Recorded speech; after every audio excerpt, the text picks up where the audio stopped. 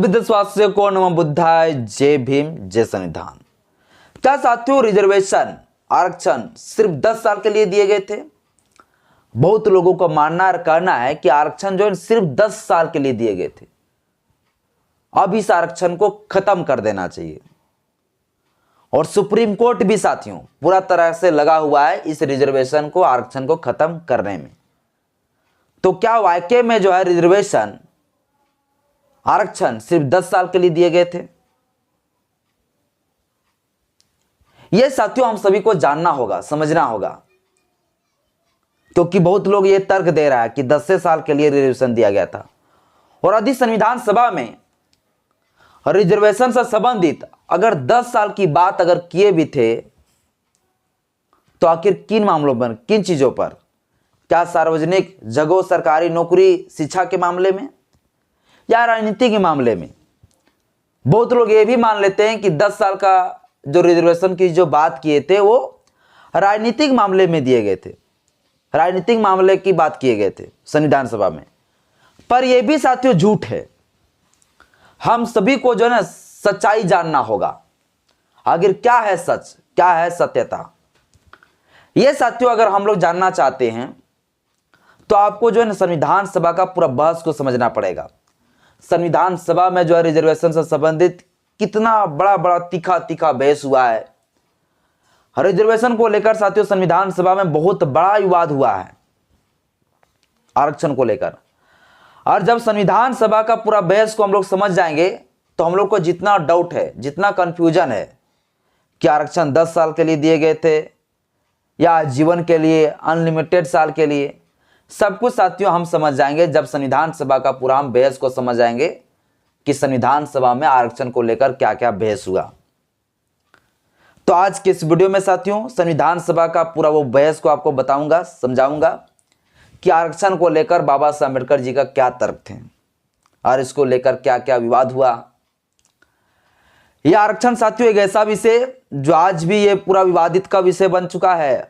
और जिस समय रिजर्वेशन का प्रावधान बाबा साहब अम्बेडकर जी कर रहे थे उस समय तो आज से कई गुना ज्यादा जो है रिजर्वेशन को लेकर विवादित था। सोचिए, आज तो बाबा साहब अम्बेडकर को मानने वाले, आज तो हमारा समाज बहुत जागरूक हो गया है, लेकिन उस समय बाबा साहब अम्बेडकर जी अकेले कैसे लड़ा होगा कि जब आरक्षण का मांग बाबा साहब अम्बेडकर जी कर रहे थे तो पूरा दलितों को गांव जो है याग से फूंक दिया था, दलितों का बस्ती जला दिए थे, बाबा साहब अम्बेडकर जी का गांव जला दिए थे, क्योंकि बाबा साहब डॉक्टर भीमराव अम्बेडकर जी आरक्षण की मांग कर रहे थे, रिजर्वेशन देना चाहते थे, हमारे लोगों को राजनीतिक में लाना चाहते थे, सत्ता में लाना चाहते थे। इसलिए साथियों मनवादियों ने अम्बेडकर जी को इतना विरोध किया कि अम्बेडकर के नाम पर मुर्दाबाद का नारा लगाया गया, पुतला फूका गया और दलितों का कई सारे बस्तियों को जला दिया गया। और महात्मा गांधी ने नाटक कर दिया कि अम्बेडकर अगर ये रिजर्वेशन की मांग वापस नहीं लेता है तो हम जान दे देंगे। और इसी में साथियों मनवादियों ने क्रोधित होकर पूरा दलितों का बस्ती जला डाला। तो सोचिए अकेले उस समय बाबा साहब अम्बेडकर जी कैसे लड़े होंगे। तो सब कुछ साथियों आज के इस वीडियो में आपको बताऊंगा। आखिर ये आरक्षण सिर्फ 10 साल के लिए दिए गए थे या फिर इसके लिए कुछ समय काल निर्धारित किए गए थे, क्या है इसका सच्चाई, सब कुछ अभी चर्चा करेंगे। बस मेरा छोटा सा अपील है, एक गुजारिश आप लोगों से, चैनल पहली बार चैनल को सब्सक्राइब कर लीजिएगा, बेल आइकन प्रेस करिएगा ताकि जब मैं वीडियो अपलोड करूं आपके पास नोटिफिकेशन पहुंचता रहे।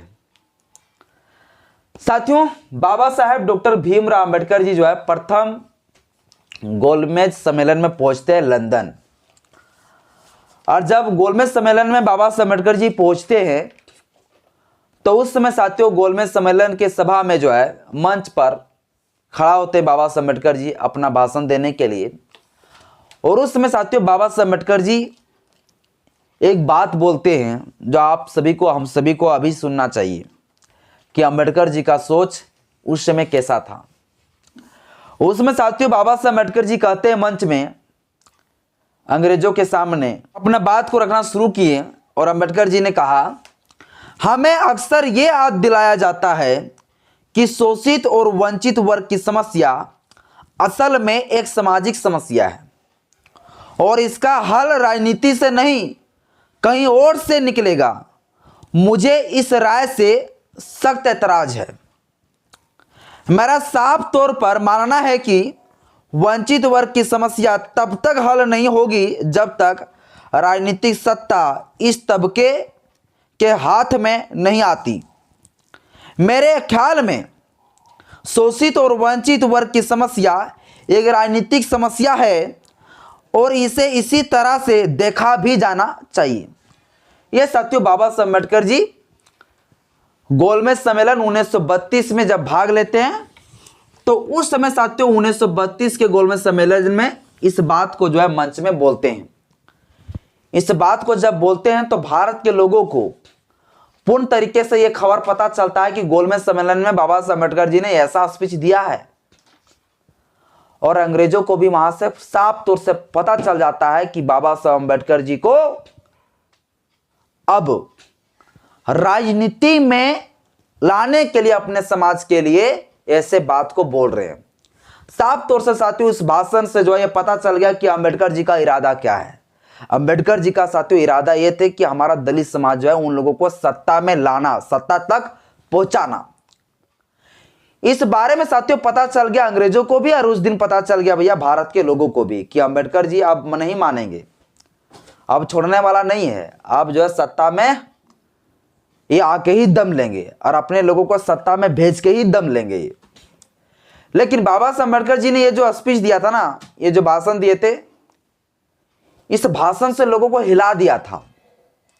क्यों हिला दिया था? क्योंकि साथियों जो भाषण में जो बोला था ना कि लोगों का कहना है, लोगों का ये मानना है कि शोषित वंचित का समस्या एक सामाजिक समस्या है, इसका जो समस्या दूर राजनीति से नहीं होगा बल्कि किसी और चीज से होगा। और ये चीज पता है कौन कहते थे ऐसा, कौन मानते थे? महात्मा गांधी। इस देश का हिंदूपंथी लोग, इन लोगों का मानना था कि भैया जो शोषित वंचित है ना, SC ST दलित लोग, इन लोगों का समस्या एक सामाजिक समस्या है। इनके लिए इनको राजनीति में जाने क्या जरूरत है, इनको सत्ता में जाने क्या जरूरत है? इनके लिए मंदिर है ना भाई, मंदिर में जाने का अधिकार नहीं था, चलो हम मंदिर का आपको जाने का अधिकार देते हैं, जाओ पूजा पाठ करो मंदिरों में, घंटा बजाओ, हो गया आपका सामाजिक समस्या दूर। मतलब ये लोग जो है ना बाबा साहब अम्बेडकर जी को ऐसा मान लिए थे कि अम्बेडकर जी जो आज तक लड़ाई लड़ रहा है ना, वो छुआछूत के लिए सिर्फ लड़ाई लड़ रहा है, मंदिरों में प्रवेश के लिए। इसलिए महात्मा गांधी ने कहा कि भैया आपका जो समस्या है ना, वो समस्या हम तुरंत दूर कर दे रहे हैं, आपके लिए मंदिर का दरवाजा खोल दे रहे हैं, छुआछूत जो साथ में बैठ के हम लोग खाएंगे, आपका समस्या पूरा तरह से दूर, आपको राजनीतिक में जाने की कोई जरूरत नहीं।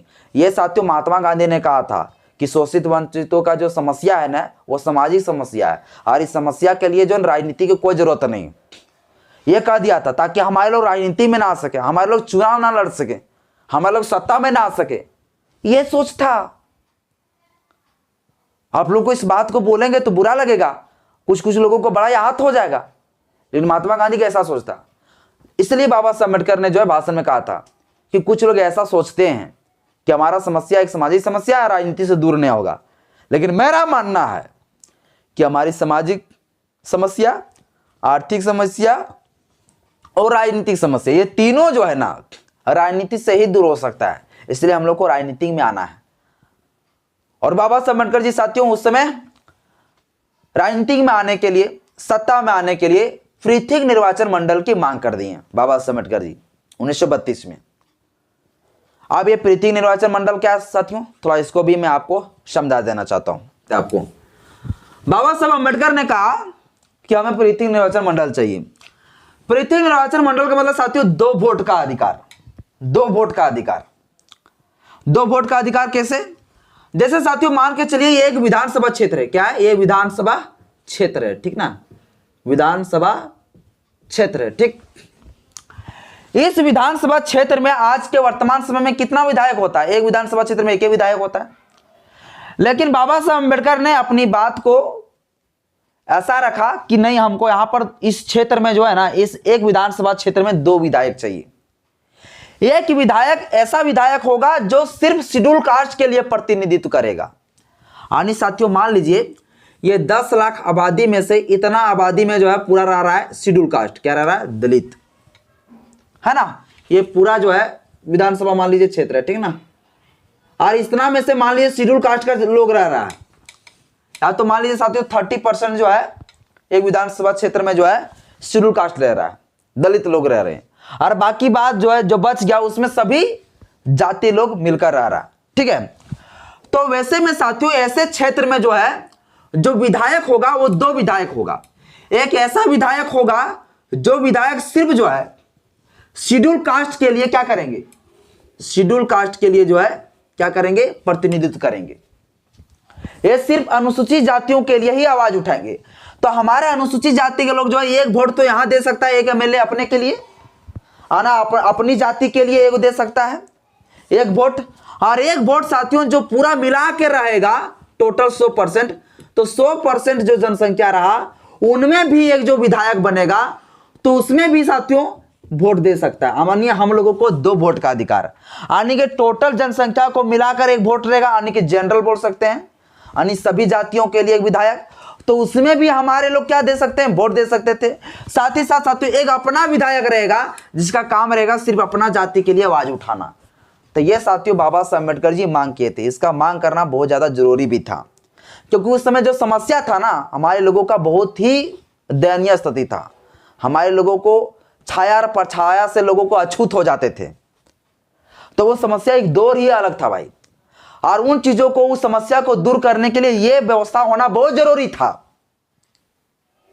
अब ऐसे में होता क्या, ऐसे में साथियों अपना जो विधायक होता वो भी आवाज उठाता, बाकी बात जो ये और रहेगा वो भी आवाज उठाता। तो उस तरह से इस क्षेत्र को जो है ना दोनों विधायक के द्वारा जो भी लाभ मिलेगा वो पूर्ण तरीके से शेड्यूल कास्ट को मिल पाएगा। तब क्या होगा कि हमारा जो समाज है वो धीरे धीरे, तो इस तरह से हमारा समाज क्या होगा आगे इस प्रकार से निकल जाता है जिन लोगों को दबा कर हमेशा रखा था। इसलिए बाबा साहब अम्बेडकर जी जो है ना पृथक निर्वाचन मंडल की मांग किए थे, 2 वोट का अधिकार मांग किए थे। इस प्रकार से साथियों हम आप लोग को समझाएं कि इस प्रकार से हम लोगों को क्या मिलता, 2-2 वोट का अधिकार मिल जाता पृथक निर्वाचन मंडल में। लेकिन हुआ क्या साथियों, इस पृथक निर्वाचन मंडल की जो मांग है यह बाबा साहब अम्बेडकर जी का मांग को स्वीकार भी अंग्रेजों ने कर लिया। अंग्रेजों ने क्या किया, स्वीकार भी कर लिया, है ना। अंग्रेजों ने क्या किया, इस मांग को स्वीकार कर लिया 17 अगस्त 1932 को। 17 अगस्त 1932 को साथियों अंग्रेजों के द्वारा कहा गया कि ठीक है आप लोग को हम पृथक निर्वाचन मंडल की मांग आप लोग को हम स्वीकार करते हैं, हम आपके लिए पृथक निर्वाचन मंडल देते हैं, यानी आप लोगों के लिए हम क्या देते हैं, 2 वोट का अधिकार देते हैं। ये साथियों अंग्रेजों ने सिफारिश पूरा बाबा साहब अम्बेडकर जी का पास कर दिया, यानी जो बाबा साहब अम्बेडकर जी का जो प्रस्ताव था कि हम लोग के लिए अलग निर्वाचन मंडल चाहिए। और बाबा साहब अम्बेडकर जी साथियों क्यों पता है ऐसा मांग कर रहा था, क्योंकि बाबा साहब अम्बेडकर जी को लोग खाली हिंदू में गिनती करते थे, लेकिन हिंदुओं जैसा उसके साथ ट्रीट नहीं करता था, उनके साथ भेदभाव करता था। तो बाबा साहब अम्बेडकर कहीं ना कहीं लगता था कि भैया जिस प्रकार से मुसलमानों को मिल गया अलग निर्वाचन मंडल उस तरह से हम लोग को भी मिलना चाहिए, क्योंकि हम लोग हिंदू में नहीं आते, तो हम लोग को क्यों नहीं मिलेगा, हम लोग को भी मिलना चाहिए। तो इसलिए साथियों बाबा साहब अम्बेडकर जी इस चीज को मांग कर रहे थे। और 17 अगस्त 1932 को जो है ना ये पास भी हो गया, निर्वाचन मंडल मिल भी गया बाबा साहब अम्बेडकर जी को। लेकिन ये खबर जो है ना अब धीरे धीरे पूरा भारत में पहुंच गया इस चीज के बारे में कि बाबा साहब अम्बेडकर जी को पृथक निर्वाचन मंडल मिल गया।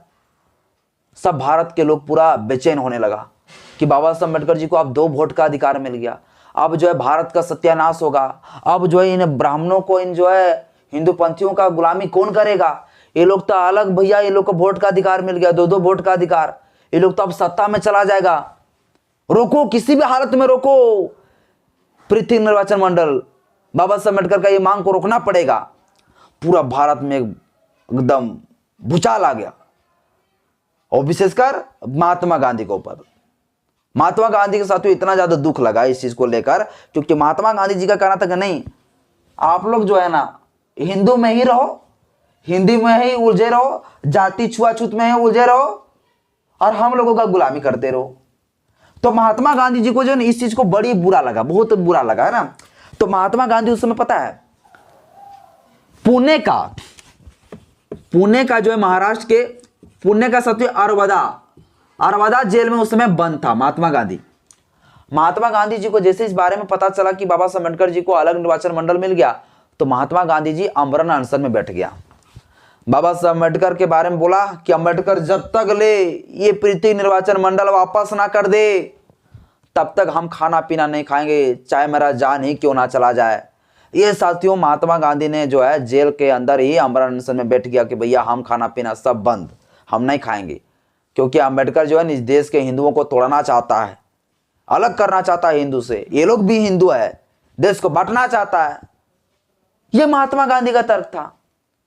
जो महात्मा गांधी ये सोच रहे थे कि लोगों को जो है सत्ता तक नहीं जाना है, इन लोगों को राजनीति में नहीं जाना चाहिए, वो महात्मा गांधी कह रहा है कि ये हिंदुओं को तोड़ रहा है। और महात्मा गांधी ने साथियों कहा कि ये अंग्रेजों का एक साजिश है, अंग्रेज हम लोगों को आपस में तोड़ना चाहता है। लेकिन अंग्रेज भी पूरा तरीके से समझ गया था कि ये लोग जो है ना खाली हिंदुओं में जो है बाबा साहब अम्बेडकर जी को खाली गिनती करता है, इन लोगों को हिंदू जैसा ट्रीट नहीं करता, इन लोगों के साथ तो जानवरों जैसा ट्रीट करता है ये लोग। उस समय साथियों एक ऐसा दौर था कि छुआछूत इतना ज्यादा प्रचलन में था कि छाया और परछाया से हमारे लोग क्या हो जाता था, अछूत हो जाता था ये लोग। तो बाबा साहब अम्बेडकर जी ने इसीलिए पृथ्वी निर्वाचन मंडल का मांग किया था और अंग्रेजों ने साथियों मान लिया। तो साथियों हुआ क्या, ये महात्मा गांधी को जैसे इस चीज के बारे में पता चला कि पृथ्वी निर्वाचन मंडल जो है अंग्रेजों ने दे दिया, इसके बाद साथियों महात्मा गांधी पूरा अमरण अनशन में बैठ गए हैं। और अमरण अनशन के वजह से जो है महात्मा गांधी पूरा अब अंतिम समय उसका आने वाले थे, मतलब पूरा तरह से वो बीमार गिर गया, अब उसका जान खतरे में। के बाद साथियों हुआ क्या कि जितना हिंदू पंथी के लोग थे वो सारे लोग सड़क पर उतर गए, बाबा साहब अम्बेडकर जी का पुतला फूकने लगे। और बाबा साहब अम्बेडकर जी का पुतला ही नहीं फूका बल्कि पूरा दलितों का बस्तियों को जलाने लगा, ताकि बाबा साहब अम्बेडकर जी ये पृथ्वी निर्वाचन मंडल वापस कर सके, ये मांग को पूरा खत्म कर सके। तो पृथ्वी निर्वाचन मंडल का साथियों वापस कराने के लिए, पृथ्वी निर्वाचन मंडल को पूरा खत्म करने के लिए जो है लोगों ने सड़क पर उतर गया। और सड़क पर उतरकर जो बाबा साहब अम्बेडकर जी का पुतला फूका, मुर्दाबाद का नारा लगाया गया और कई सारे दलितों का साथियों गांव बस्ती को जला दिया। ये सब चीजें जब बाबा साहब अम्बेडकर जी ने देखा तो बड़ा ही दुख लगा। अंत में बाबा साहब अम्बेडकर जी साथियों मजबूरी में आके जो है पूना पैक्ट समझौता कर लिया। वही पुणे का साथियों अरवदा जेल जो है, उसी जेल में बाबा साहब अम्बेडकर जी शाम 5 बजे जो है महात्मा गांधी जी के साथ बैठकर जो है समझौता हुआ। बाबा साहब अम्बेडकर जी कभी नहीं चाहता था कि भैया कि हम पृथ्वी निर्वाचन मंडल को छोड़ देंगे, लेकिन ये लोग जिस प्रकार से दलितों का गांव बस्तियों को जला रहे थे कि बाबा साहब अम्बेडकर जी को मजबूर होना पड़ा। और साथियों अगर बाबा साहब अम्बेडकर जी अगर नहीं मानते ना, अगर पृथ्वी निर्वाचन मंडल को नहीं छोड़ता तो ये लोग दलितों का बस्तियों गाँव को जला के पूरा राख कर देता। तो ऐसे में बाबा साहब अम्बेडकर जी को जो है हमारे लोग दोषी ठहरा देते हैं कि आपके वजह से मेरा बस्ती जल गया। तो बहुत सोच समझ कर साथियों बाबा साहब अम्बेडकर जी ने काम लिया। जो है 24 सितंबर 1932 को 24 सितंबर 1932 को जो है 24 सितंबर 1932 को साथियों, थोड़ा मैं 32 लिखा हूं समझ जाइएगा। 24 सितंबर 1932 को बाबा साहब अम्बेडकर और महात्मा गांधी के बीच में पूना पैक्ट की समझौता के नाम से हम लोग जानते हैं। पुणे के अरवदा जेल में साथियों क्या हुआ, समझौता हुआ। और उस समझौता में साथियों कहा गया महात्मा गांधी जी के द्वारा कि देखिए अम्बेडकर, आप जो है ना अलग पृथ्वी निर्वाचन मंडल का मांग मत करिए, इस चीज को आप हटा दीजिए, आपको जो ये दे दिया गया है इसको आप मत स्वीकारिए। इस प्रकार से हिंदू हम लोग कट जाएंगे, दिक्कत हो जाएगा। लेकिन अम्बेडकर मानने के लिए तैयार नहीं था। अम्बेडकर के पास एक मजबूरी था, क्योंकि महात्मा गांधी अगर मर जाते हैं, दिक्कत हो जाता, तो फिर देश के अंदर ही आग लग जाता। और अम्बेडकर के सामने साथियों कोई खड़ा नहीं था उसको बचाने के लिए। तो इसलिए साथियों बाबा साहब अम्बेडकर ने सोच समझा और फिर जो है इस बात को मान लिया और ये पृथ्वी निर्वाचन मंडल को छोड़ दिया। और महात्मा गांधी ने कहा कि हम आपके लिए जो है ना एक रिजर्व सीट दे देते हैं, आपके लिए हम एक रिजर्वेशन दे देते हैं, रिजर्व सीट दे देते हैं। जब भारत के कुल 148 क्षेत्रों में जो है सिर्फ आपके ही लोग चुनाव जीतेंगे, चुनाव लड़ेंगे, आपके जाति के लिए हम रिजर्व सीट कर देते हैं 148। जाइए आप जो है पूरा भारत में आप जो है 148 लोगों को जो है ना चुनाव लड़ाइए, आपके लिए हम रिजर्व सीट कर दिया अनुसूचित जाति के लिए। उस दिन साथियों समझौता में एक पूरा बॉन्ड बना और उसमें बाबा साहब अम्बेडकर जी का साइन हुआ, महात्मा गांधी का साइन हुआ और भी जो लोग मौजूद थे उन लोगों का साइन हुआ। और ये साथियों पूना पैक्ट समझौता के नाम से हम लोग जान जाते हैं। तो हम लोगों को जो रिजर्वेशन मिला है ना आज, तो वही पूना पैक्ट समझौता की वजह से, वरना बाबा साहब अम्बेडकर जी जो है पूना पैक्ट समझौता नहीं करने वाले थे। वो पृथक निर्वाचन मंडल एकदम लेके ही दम लेते हैं। लेकिन महात्मा गांधी साथियों अगर गुजर जाते तो बड़ा दिक्कत हो जाता। देश के अंदर बाबा साहब अम्बेडकर जी को जीते जी मार डालते हैं। इसलिए बाबा साहब अम्बेडकर जी अंत में मजबूरी कारण जो है पृथक निर्वाचन मंडल को छोड़ दिया। 2 वोट का अधिकार को क्या किया, छोड़ दिया। इसके बाद फिर भारत देश हमारा 15 साल के बाद आजाद हो गया। हमारा देश 15 साल के बाद हमारा देश क्या हो गया, आजाद हो गया। आजाद होने के बाद संविधान, जब हमारा देश आजाद हुआ, इसके बाद जब संविधान बनना शुरू हुआ, तब साथियों फिर बाबा साहब अम्बेडकर जी जो है इसी पृथक निर्वाचन मंडल की मांग शुरू कर दी है। सोचिए 1932 में जो पृथक निर्वाचन मंडल बाबा साहेब डॉक्टर भीमराव अम्बेडकर जी छोड़ दिया था, अब बाबा साहब अम्बेडकर जी का पारी घूमा, क्योंकि संविधान सभा का प्रारूप समिति का अध्यक्ष बाबा साहब अम्बेडकर जी। अब साथियों बाबा साहब अम्बेडकर जी जो है फिर से उसी पृथक निर्वाचन मंडल की मांग कर दिए। मार्च 1947 में साथियों, मार्च 1947 को बाबा साहब अम्बेडकर जी जो है इसी प्रकार से फिर पृथक निर्वाचन मंडल की मांग कर दिए, क्योंकि बाबा साहब अम्बेडकर जी का उस समय मजबूरी था।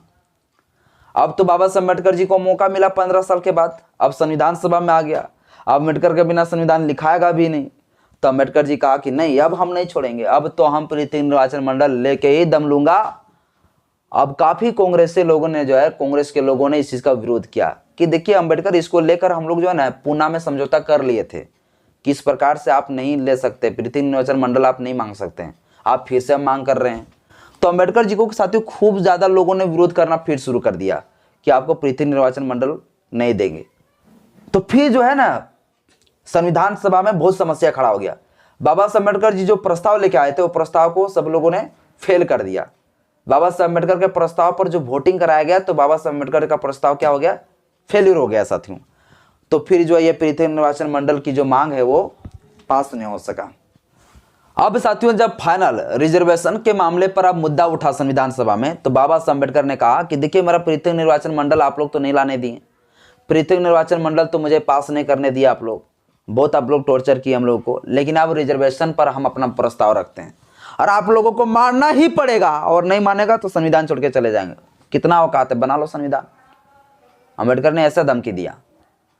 रिजर्वेशन पर साथियों बाबा साहब अम्बेडकर ने बात रखना शुरू किया। बाबा साहब अम्बेडकर ने कहा कि शिक्षा, सार्वजनिक जगह और नौकरियों में हमारे देश के लोगों को, SC ST लोगों को रिजर्वेशन होना चाहिए, आरक्षण होना चाहिए। सरकारी नौकरियों में, सार्वजनिक जगहों पर और शिक्षा में, इन 3 जगहों पर, 2 जगहों पर जो है एकदम रिजर्वेशन रहेगा और अनलिमिटेड समय रहेगा। इसके लिए कोई लिमिट, कार्यकाल, इसका कोई लिमिट समय नहीं है कि इतने समय के लिए इन लोगों का रिजर्वेशन रहेगा, कोई सीमित समय नहीं रहेगा। तब तक इन लोगों का रिजर्वेशन खत्म नहीं होगा भैया, जब तक जो बड़ी जातियों के लोग जो है सभी सरकारी प्रशासनिक तंत्रों में जो कब्जा कर लिया है, उनके बराबरी में जब तक ये लोग ना आ जाए। लेकिन फिर भी बाबा साहब अम्बेडकर ने ये नहीं कहा था कि भाई बराबरी में आए तो रिजर्वेशन खत्म कर दिए, ऐसा नहीं कहा था। अम्बेडकर ने कहा कि सरकारी नौकरियों में, सार्वजनिक जगहों पर, शिक्षा में, इन सभी जगहों पर जो है जो रिजर्वेशन होगा, इसके लिए कोई सीमित सीमा हम बांध के नहीं रखेंगे, इन लोगों को रिजर्वेशन मिलना चाहिए। ये साथियों संविधान सभा में बाबा साहब अम्बेडकर जी बात रखा। इस बात को जब रखा तो इसके बाद कोई लोग विरोध नहीं कर सका, मजबूरी था, क्योंकि बाबा साहब अम्बेडकर जी पहले बोल दिया था कि भैया अगर इस बात को नहीं माना ना तो थोड़ा दिक्कत हो जाएगा। तो अंत में साथियों इस पर कोई ज्यादा बहस नहीं हुआ, सभी लोग ने इस बात को स्वीकार कर लिया, इस प्रस्ताव को पास कर दिए। और साथियों हुआ क्या, सभी लोगों को रिजर्वेशन का अधिकार वहां मिल गया, शिक्षा में, सार्वजनिक जगह पर और नौकरियों में साथियों रिजर्वेशन वहां मिल गया। उसके लिए कोई सीमित समय के लिए बात नहीं किया गया कि 10 साल के लिए 10 साल के लिए आरक्षण रहेगा या 20 साल के लिए या 50 साल के लिए, कोई सीमित समय उसमें नहीं रखा गया। अब साथियों बाबा साहब अम्बेडकर जी राजनीतिक मामले में रिजर्वेशन पर चर्चा करना शुरू किया। प्रस्ताव रखा कि अब तो शिक्षा में मिल गया, लेकिन हमें चाहिए राजनीतिक में जो है आरक्षण, रिजर्वेशन। राजनीति में रिजर्वेशन क्यों चाहिए? क्योंकि ये लोग जो है ना, जो लोग पास मान लिए थे भैया कि हाँ शिक्षा, सार्वजनिक नौकरियों में रिजर्वेशन मिलेगा, ये लोग बड़ा ही अंधे अंधे जो है ना, इन लोग के पास दिमाग में कुछ नेगेटिविटी चल रहा था कि चलो चलो भैया, कम से कम इन लोग को शिक्षा के मामले में तो रिजर्वेशन के नाम पर तो हम कम से कम अम्बेडकर को खाली बहला फुसला रहे हैं, बागबत तो सत्ता में तो हम ही लोग रहेंगे, तो इन लोगों को दे या ना दे कोई फर्क नहीं पड़ता है, इन लोगों को नहीं देंगे कोई रिजर्वेशन, कोई इन लोगों को लाभ नहीं देंगे। लेकिन अम्बेडकर ने कहा दिया नहीं भैया, हमको राजनीतिक में जगह चाहिए, राजनीतिक में भी हम लोग को क्या चाहिए, रिजर्वेशन चाहिए। क्योंकि बाबा साहब अम्बेडकर जी राजनीतिक के लिए ही जो है ना पृथक निर्वाचन मंडल की मांग किया था। तो बाबा साहब अम्बेडकर ने कहा कि हमें राजनीतिक में भी क्या चाहिए, रिजर्वेशन चाहिए, आरक्षण चाहिए। अब बाबा साहब अम्बेडकर ने साथियों जब इस बात को, इस प्रस्ताव को संविधान सभा में रखा, इसके बाद काफी लोगों ने इसका विरोध किया। सबसे ज्यादा विरोध करने वाला कौन, सरदार पटेल। सरदार पटेल और अंबेडकर के बीच में पूरा तीखा बहस हो गया। बोला नहीं, आप लोगों को राजनीतिक में कोई जो है रिजर्वेशन नहीं मिलेगा। जो पहले लोग चाह रहे थे कि ये लोग सत्ता में ना पहुंचे, ये लोग सदियों हमारे लोगों को गुलामी करे, वो साथियों अब वहां साफ तौर से संविधान सभा में दिखना शुरू हो गया। जैसे ही राजनीति के बारे में बाबा साहब अम्बेडकर ने कहा कि हमारे लोग को राजनीतिक में भी आरक्षण चाहिए सत्ता में जाने के लिए, तो साथियों पूरा सरदार पटेल ने इसका क्या किया, विरोध कर दिया, अम्बेडकर जी का विरोध कर दिया, खुले विरोध कर दिया कि ऐसा नहीं होगा, राजनीतिक में कोई आरक्षण नहीं मिलेगा। बोला आप लोग को हम जो शिक्षा में, सार्वजनिक जगहों पर, नौकरियों में तो आरक्षण दे दिए, इन लोगों का तर्क था। तो अम्बेडकर ने कहा कि आप हमको बेवकूफ समझ के रखें क्या, पुष्पा समझ के फ्लावर समझेला, फायर है फायर, आप हमको बेवकूफ बनाते हैं। हमारे लोग सत्ता में नहीं रहेगा, हमारे लोग अगर केंद्र में नहीं रहेगा, हमारे लोग जो है पार्लियामेंट में नहीं रहेगा, हमारे लोग जो है केंद्र सरकार में अगर नहीं रहेगा, तो फिर हमारे लोगों को आखिर शिक्षा के अधिकार, सार्वजनिक जगह पर या नौकरियों में भागीदारी के लिए आवाज कौन उठाएगा। आपके ऊपर क्या गारंटी मेरा कि आप लोग जो है जिस लोगों को रिजर्वेशन देने की आप लोग दावा किए हैं कि हम इन लोग को नौकरी देंगे, इन लोगों को नौकरियों में रिजर्वेशन देंगे या नहीं देंगे, हमको कैसे ये भरोसा हो जाएगा। उन लोगों का आवाज उठाने के लिए, उन लोगों को शिक्षा में रिजर्वेशन के लिए, नौकरियों में जो है रिजर्वेशन के लिए, सार्वजनिक जगहों के लिए जो है आवाज उठाने के लिए कोई ना कोई हमारा लोग होना चाहिए राजनीति में। वो लोग जब आवाज उठाएंगे ना, तभी उन लोगों का हक अधिकार मिलेगा शिक्षा में, सार्वजनिक जगह पे, हर जगह पे। तो बाबा साहब अम्बेडकर ने साथियों ये कहा कि हमारे लोग जब तक सत्ता में नहीं जाएगा ना, तब तक उन लोग को रिजर्वेशन नहीं मिल सकता है। इसलिए जो है हम लोग को रिजर्वेशन चाहिए भैया, क्या चाहिए, चुनाव में भी, यानी कि लोकसभा में भी चाहिए और राज्यों का विधानसभा में भी हम लोग को क्या चाहिए, रिजर्वेशन चाहिए। इसी चीज को लेकर साथियों खूब विवाद हुआ, पूरा गर्दागोल विवाद हुआ। और अंत में ऐसा हुआ कि साथियों अगस्त 1947 को, कब, अगस्त 1947 को जो है ना, अगस्त 1947 को बाबा साहब अम्बेडकर जी का यह प्रस्ताव को पास कर दिया गया। बाबा साहब अम्बेडकर जी का इस प्रस्ताव को मान लिया गया कि हाँ बिल्कुल राजनीतिक में भी, आप लोकसभा के चुनाव में भी और राज्य को विधानसभा के चुनाव के लिए भी रिजर्वेशन रहेगा, आरक्षण रहेगा। अब वहां विवाद होने लगा कि क्या इन लोगों को आरक्षण जो मिलेगा वो क्या एक सीमित समय के लिए मिलेगा, या इन लोगों को उसी तरह से मिलेगा आरक्षण जिस प्रकार से शिक्षा, सार्वजनिक जगहों, जिस प्रकार से नौकरियों में दिया गया, उसी तरह से अनलिमिटेड समय के लिए रहेगा। तो यहां साथियों ने, काफी लोगों ने विवाद करने लगा। सरदार पटेल तो पूरा अड़ा हुआ था कि भैया इन लोगों को आरक्षण देना है नहीं राजनीति में जाने के लिए। अब यहां तो प्रस्ताव पास हो गया, लेकिन अब सीमित समय के लिए एक समय निर्धारण किया गया, क्या इन लोगों का आरक्षण जो है ना एक समय के लिए देंगे, इतने समय के लिए, इसके बाद आरक्षण नहीं रहेगा। अब साथियों राजनीतिक मामले पर जब विवाद होना शुरू हुआ, इसके बाद एक वहां पर निर्णय निकला, और निर्णय में यह निकला कि 10 साल के लिए राजनीतियों में जो है शेड्यूल कास्ट, शेड्यूल ट्राइब के सिर्फ जो है रिजर्वेशन रहेगा 10 साल के लिए। कितना साल के लिए, 10 साल के लिए। लेकिन बाबा साहब अम्बेडकर ने कहा कि नहीं, हम इसको 10 साल के लिए नहीं, हम इसको तब तक रखेंगे जब तक जो है हमारे समाज का जो है राजनीतिक, सामाजिक और आर्थिक, ये तीनों समस्या पूरा खत्म ना हो जाए। इसके लिए कोई सीमित समय नहीं है। लेकिन वहां चर्चा यह हुआ कि 10 साल में एक रिव्यू होगा, एक व्यू देखा जाएगा कि समाज का जो सुधार हो रहा है या नहीं हो रहा है। और बाबा साहब अम्बेडकर ने तर्क दिया कि देखिए 10 साल में जो रिव्यू होगा ना, उस रिव्यू में देखा जाएगा अगर समस्या का समाधान हो रहा है, धीरे धीरे हमारा समाज जो है सुधार हो रहा है, तो ठीक है, और यदि सुधार नहीं हो रहा है तो हर 10 साल के बाद जो है ना, ये और भी अधिक समय सीमा के लिए जो है इस रिजर्वेशन को बढ़ा दिया जाएगा। यह प्रस्ताव साथियों बाबा साहब अम्बेडकर ने दिया कि समाज का अगर सामाजिक, आर्थिक, राजनीतिक ये तीनों चीज सुधार नहीं हुआ तो फिर 10 साल के बाद क्या कर देगा, फिर रिजर्वेशन को बढ़ा दिया जाएगा।